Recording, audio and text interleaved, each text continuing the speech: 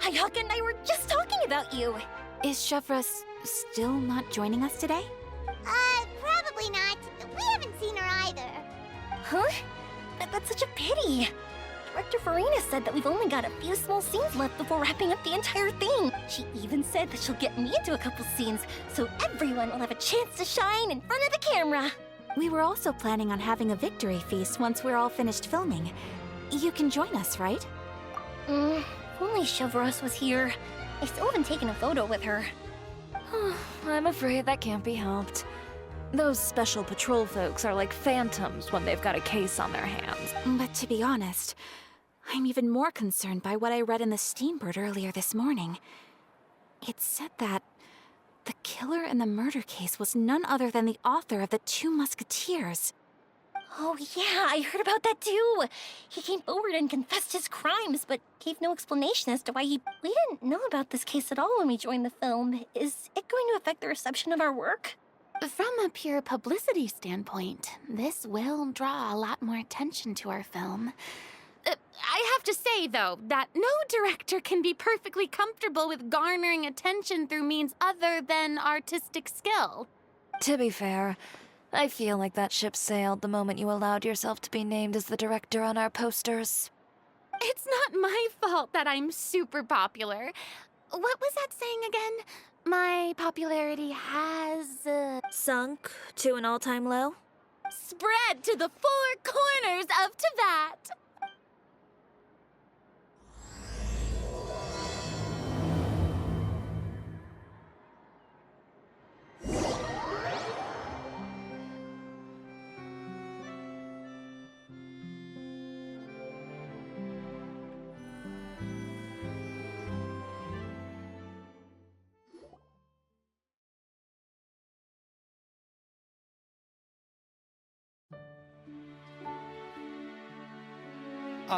Excuse me, everyone. Xavier! Feels like it's been ages since we last saw you. I've been talking non-stop with the Film Association, and I'm absolutely swamped trying to coordinate the film's marketing. So forgive me for not being around more often, but please believe me when I say that I will make sure everyone's hard work gets the exposure it deserves. Oh, seems like you've been fighting your own battles. Yes, that's one way to put it. Oh, and before we begin the final round of filming, please allow me to finally introduce you to the original investor of our film, Mr. Morris. A pleasure to meet you all. Yes, glad to make your acquaintance, Mr. Morris. We've heard about the issues you've encountered with your financial situation. Oh, well, the situation has indeed improved somewhat. Don't worry, Mr. Morris. Accidents and last-minute challenges happen all the time. There's no need to blame yourself over it. The good news is that we're almost done filming now, and I would even say that this is the best story I've ever seen. Is that so? I say that's... All right, now that we've gotten all the pleasantries out of the way, we'll mostly be filming typical people and scenery from the streets today to improve the sense of environmental ambiance in some parts of the film. Oh, and there'll be a cameo for Mr. Kamisato and Miss Yoimiya as well. They'll be used to show outsider perspectives on the fates of the Two Musketeers. That's right. Ayato should be here any minute. Excellent! Then let's start with the scenery shots. Camera and clapper loader, you're up. Yep, we'll be ready. Remember, all we need are some wide zoom shots of the streets. If you happen to find some particularly lovely patches of flowers and grass, feel free to grab some close-ups of those as well. Ready? Lights! Camera! Action! Okay, now move the camera slowly. Try to focus on that. What's wrong? Just adjust the focal length a bit. Something the matter? But wasn't it working fine for all the days before? Veronique, can we try a different camera? No problem. How about this one? All right, let's give it another try. Lights! Don't tell me. This one. Veronique, do we have any other spare one? I'm afraid we only brought these two today. What? Then go find a workshop to get them repaired right away. Oh, and you too, Bono. Go find our spare camera in the warehouse and bring it back to the set. On it. Greetings, everyone. My apologies for the delay. Is something the matter, Ayaka? It seems like there are some issues with the filming equipment today. We're stuck for the moment. I see. Well, let's not just stand here twiddling our thumbs. Actors, to the makeup booth. We'll start on the next scene as soon as we get a working camera. The people at the workshop told me that the part which holds the lens in place seemed to have fallen off. That's... Well, no time to dwell on that now. Let's get back to filming. Ahem! Quiet on set!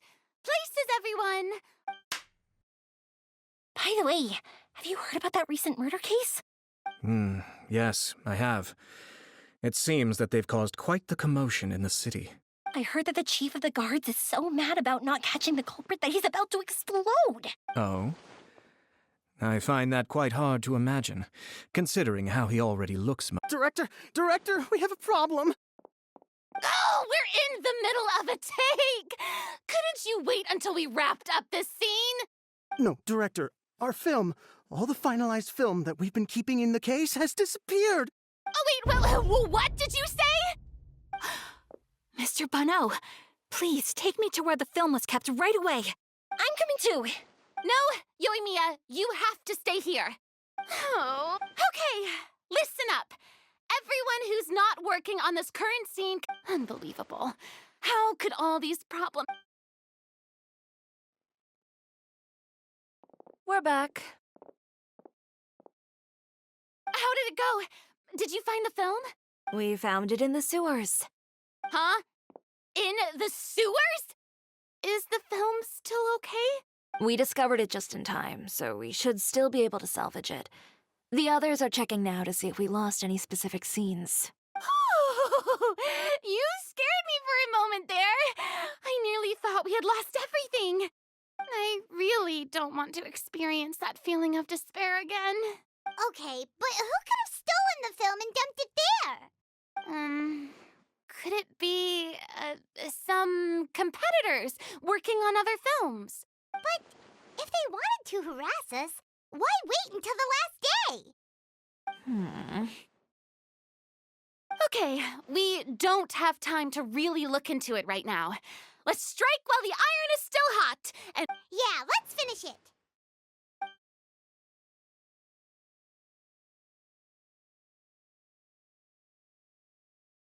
I would like to officially announce that our entry to the festival, The Two Musketeers, has now concluded filming!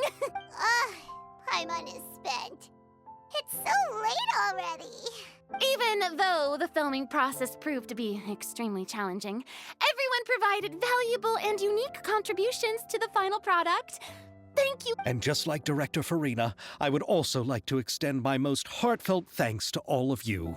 Really, you've all helped me so much. All right, let's save the awards speech for later, and hopefully also get some rehearsals in before the real thing. Anyway, now it's time to party! Let's all make our way to the beach and have a celebration feast so Party! Paimon wants to party! Whoa, this place is hopping. Everyone's finally getting to relax after wrapping up the film. Let's go chat with someone. Hey, Ayato! How's your work been going? Everything went rather smoothly. Thank you for your concern. Ayato told me that we've already confirmed the dates for some Inazuma Fontaine cultural exchange events. So the next time we visit, we'll be doing so in our capacities as the representatives of the Yashiro Commission. Oh, that's great! Then maybe Paimon will be able to find Fontaine detective novels in Inazuma from now on. Oh, wait. Wouldn't Yaimiko get upset if that happens? That would be silly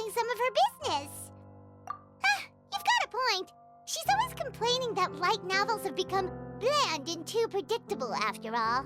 The cultural exchange won't only feature literatures of both nations, of course. We have also made plans for cross-cultural engagements in the fields of gourmet cuisine.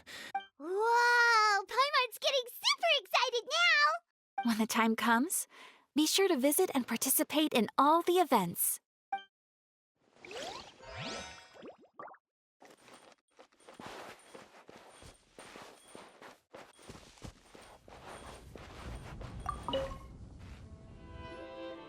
Farina!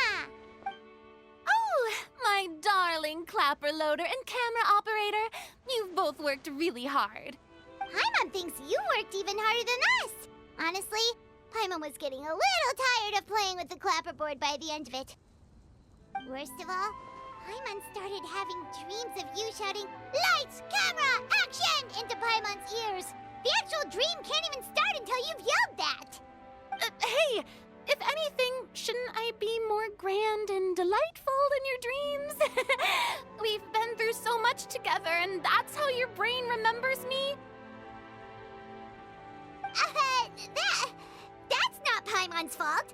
We've just used the clapperboard too much lately. Anyway, what's most important is that we've wrapped the film. I'm pretty confident that we'll take first prize. Hey, no need to mention the official name. Wait, now that you mention it, if we did win the prize, would Farina just get a statue of herself? Come on, I don't need that kind of attention. Xavier can accept the reward on our behalf. But just imagine! Farina accepting the Farina Award and holding a Farina statue. I'm going back to my dessert now. You all can keep discussing that on...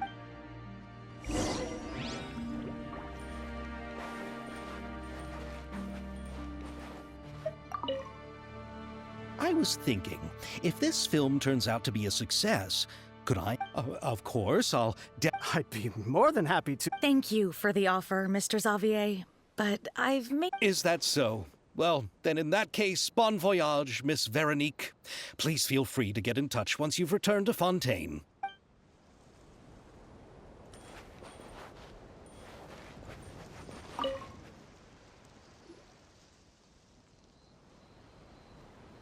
Chiori! Hey, you two. Are you not really into these kinds of big social occasions? Not particularly. But this is still better than Fontaine Fashion Week. But if this film becomes a big hit, people will definitely come flocking to your shop.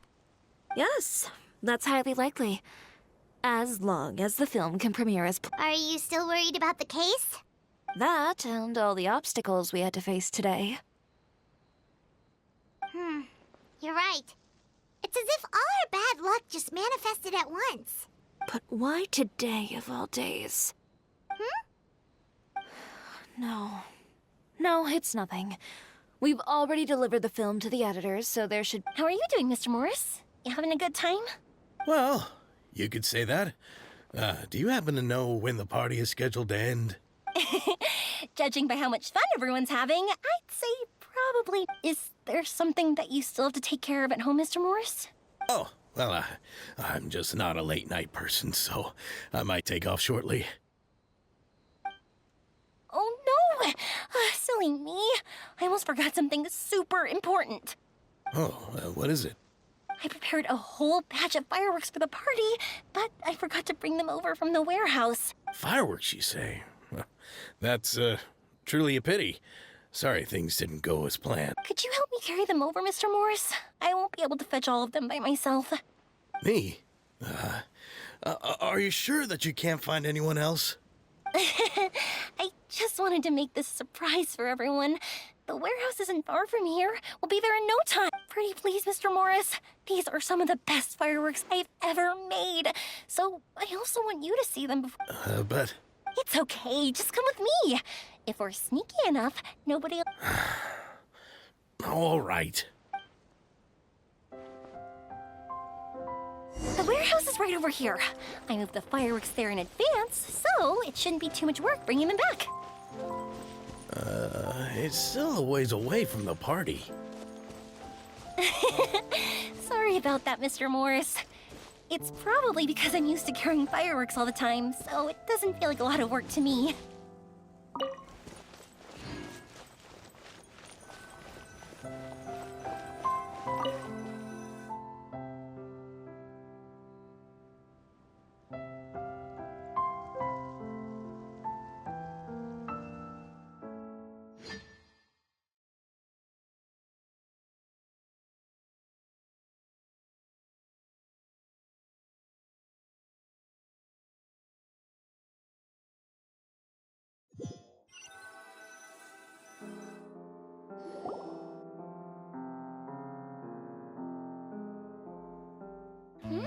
It's dark in here.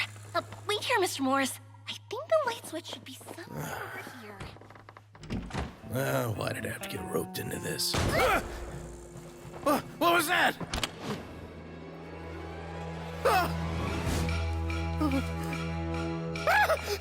Who's there? Get me out! Get me out of here! Did you really think you'd get away, Morris?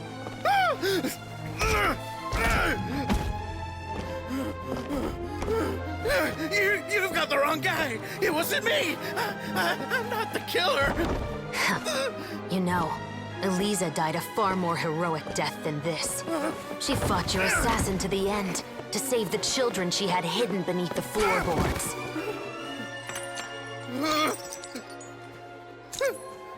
That is Eliza's pendant. The one with a photo of you two inside. The one you gave her. Ring any bells? It's a fake! It has to be! There's no way! No way your assassin didn't destroy it, you mean?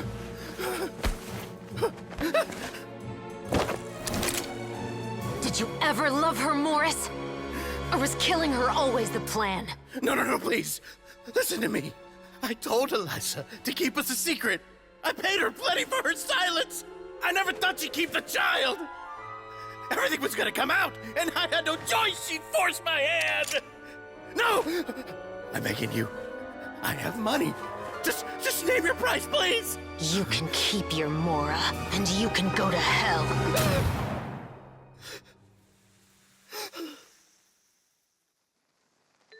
I'm Captain Shovraz of the Special Patrol. Morris, you're under arrest for Eliza's murder. Huh? Hmm?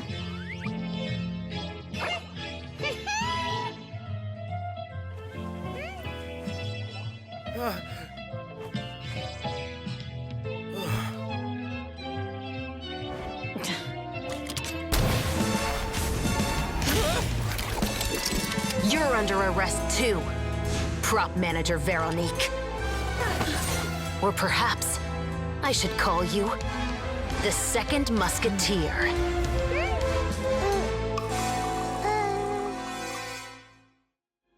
Wait, what's going on? This wasn't in the script. Drop the gun, Veronique. Why? Why would you keep me from exacting revenge on this heartless monster? Drop your weapon. This is my final warning. What is going on? Do I have to spell it out for you, Morris? Everything that took place just now was staged to get you to confess the truth. But this last part is all improv, of course. Shivers, you told us you wanted us to help you stage a play. You never said anything about the Second Musketeer. It's because even I had no way to confirm my theory until now. Thank you for your performance, Yoimiya. Could I trouble you to go and bring in the other Special Patrol members? They should— oh, and please tell the other cast members not to worry about us. We'll be rejoining them shortly. On it!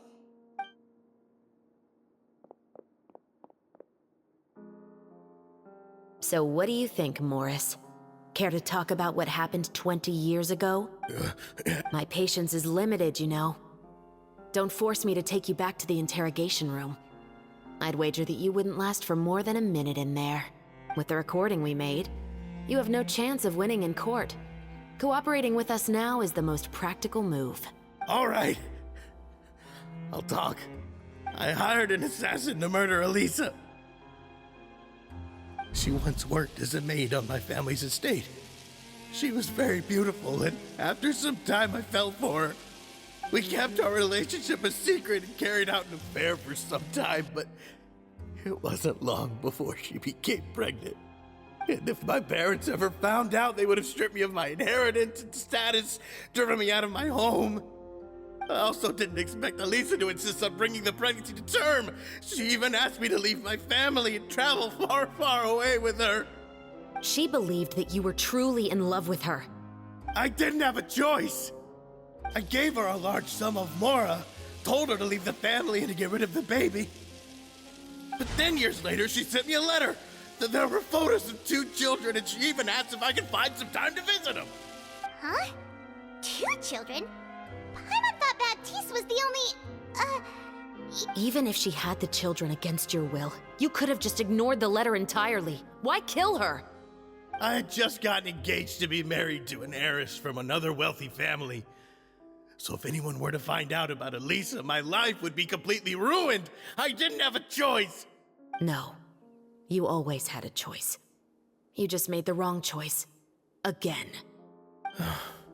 Do you know how it feels to watch your mother be killed right in front of you? My brother and I were hardly even school age yet.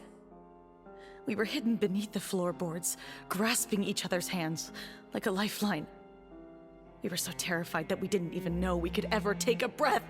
All we could do was to watch Mother try to fight back, and then collapse to the floor. Even after the assassin left, we were still too terrified to leave our hiding spot. We thought that he might come back. It was only until the next evening when we... But she had already become cold and stiff to the touch. You made up your mind right then and there to bring this case to light. Not only that, we resolved to get our revenge. And that's why you became the Musketeers. No, that's why I became a musketeer. The man from before was also killed by me. My brother had nothing to do with it. I figured as much. You... I once told these 2 that he didn't look like a killer to me. His confession from that night also rubbed me the wrong way. I think what really tipped me off was, how could I not feel a sense of regret in him? Huh? He confessed faster than any criminal I've ever met, but he didn't say a single word about you. He insisted that he was the sole perpetrator in the case. But after the questioning ended, I disassembled the musket we dug up from his backyard, put it in front of him, and told him to reassemble it. He had no idea where to even start. He's never touched a gun in his life. Based on that, I determined that he was not acting alone. He only surrendered himself to draw our attention and create a moment of opportunity for his partner. So, and as expected, the second musketeer followed us without hesitation once she saw Morris get separated from the rest of the cast. Besides, why else would he call the novel The 2 Musketeers? But how did you know it was Veronique? I figured it out the moment Baptiste told me his father's name. That so-called financial crisis was all just a ruse. He just wanted to sign up as the investor and then leave the film without any source of funding. After all, he has a vested interest in minimizing the reach of this story. It's really just the same thing as what he did to Elisa all those years ago. Human scum. But then Xavier pulled out all the stops and got the film made against all odds. Morris couldn't have that. With the killer in custody, he figured it was safe to act. And so he came to visit the set today, just as I expected. Wait, so you were behind all those mishaps today? As for the identity of the second musketeer, I assumed they'd probably stay close to Morris and look for an opening. And if they already knew that Morris was the film's investor, then that narrowed the list a bit. Furthermore, being the props manager would allow the culprit to avoid scrutiny by purchasing mechanical parts in the name of the crew. With that hypothesis in mind, I went back to check Baptiste's orphanage adoption records. Guess whose name I saw on the same page, just a My brother. He trusted you. As in, he trusted me to perform the deed on his behalf? He trusted you to stand on the side of justice. I am. I thought you could do it as well. Oh, the look on your face when you told him to go to hell. I really thought you'd put a bullet in his brain. You know what he has done. Are you telling me that you'd rather see him spend the rest of his life living like a king in the... I will never be able to forget the feeling of my mother's cold, lifeless hands. And you would call this ending fair? I won't lie, Veronique. I did hesitate when your brother first told me about the truth. I wondered. I agonized over what... So why don't you? Because that should never be how justice is carried out in this world. Perhaps, to you, justice is simply reciprocated. An eye for an eye, and a life for a life. But everyone has their own understanding of justice. If everyone were to pursue their own definition of it, there would be no more order in this world. Today, you'll kill Morris, and tomorrow, his children may come for you. The world cannot render judgments based on a desire for revenge. That will only lead to a cycle of revenge. As well, Fontaine is founded on a set of laws and a standardized code of justice. That is why we are the nation of justice. But with all that said, I will promise you this. Morris will not lead. Chevreuse, the rest of the Special Patrol is here. Thank you so much, Yoimiya. Letelier, Terena, please take them away.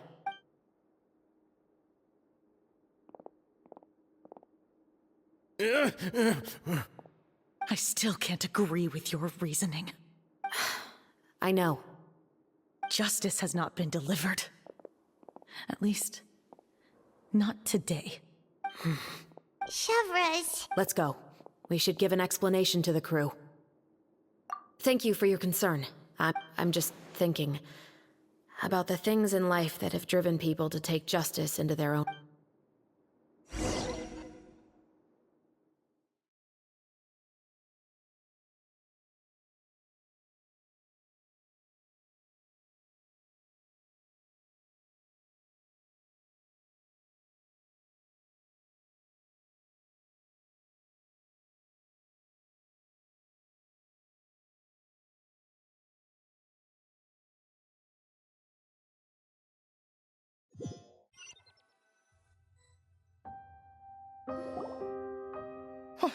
Who would have thought Morris would turn out to be...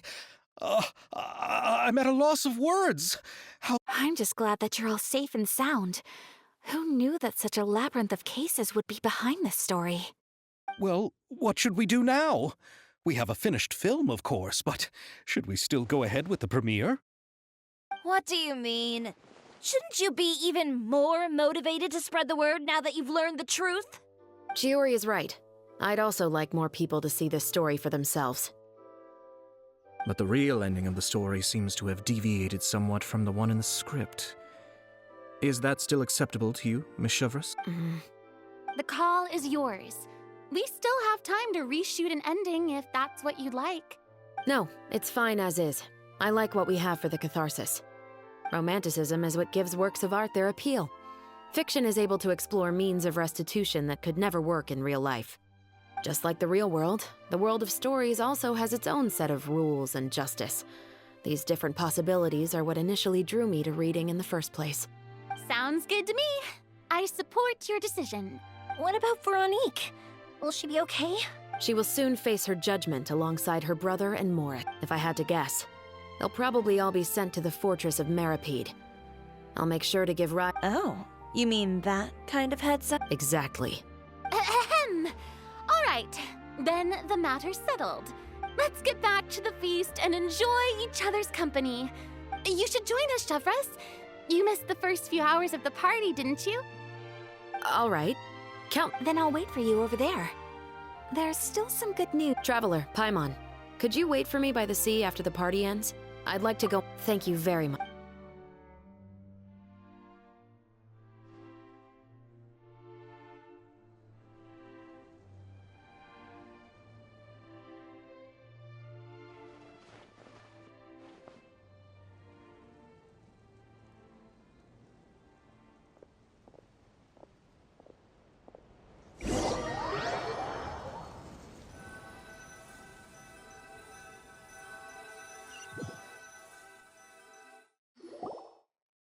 Sorry for the wait.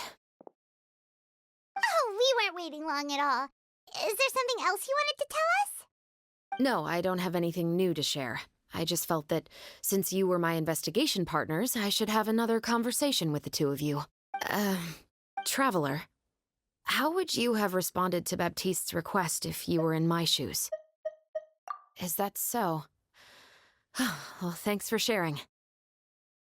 When I was young, my father often took me here to swim. We'd come rain or shine, even when it was freezing cold. He told me that swimming was the best activity to train one's strength of will. You could never give up before reaching the shore, especially when the water was cold. Oh? Why's that? Because the moment you give up would be the moment you die.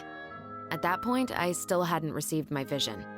One winter, the chilly wind felt almost like knives on my skin, and the seawater was so frigid that I cried and begged my father to spare me from having to swim across, but he wouldn't listen. He used to be a member of the Special Patrol as well. That sounds awful. When he saw that I wouldn't stop crying, he just picked me up and tossed me into the icy water. The bone-chilling cold took away my senses. I couldn't feel anything but fear and rage. I waited for my father to save me, but one look and I knew he'd already started swimming for the opposite shore. I realized that if I were to give up, I used all of my strength to try and catch up to my father. Those few minutes felt longer than my whole life up until that point. I've never felt afraid about anything in my life after that, nor have I ever cried again. That way of teaching would have never worked on Paimon. Yeah, I don't think that was the right method for anyone. It's just that, working now as I am in the pursuit of justice, I still sometimes feel like I've been tossed into that winter sea all over again. Chevreuse. But the worse I feel, the more I know to never give up. Anyway, how about a race? Neither of us will drown, but we can still see who swims faster. You guys go ahead! Paimon will grab the clapperboard to mark the start of the race.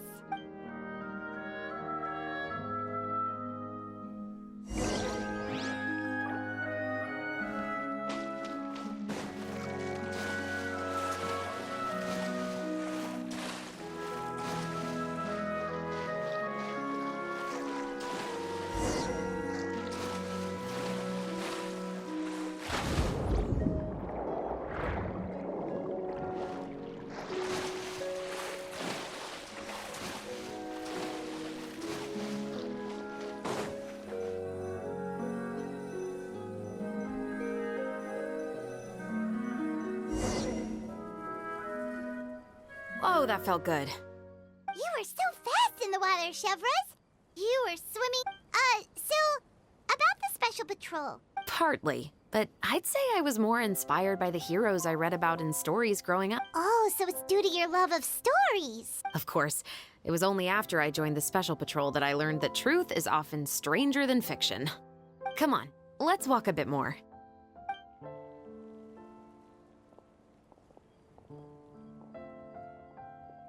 To be honest, I do sometimes question whether the decisions I make are the right ones.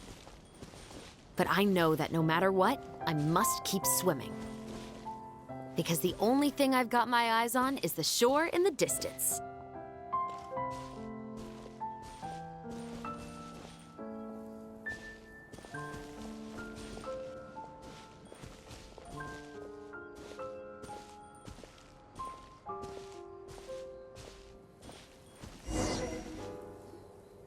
Thank you for coming on this walk with me. I feel a lot better after getting... Huh. We're nearly back at Baptiste's house. Huh. You're right. I didn't... He really did plant a lot of flowers. Huh? Wait. Paimon, Traveler, look! The rainbow roses in the garden.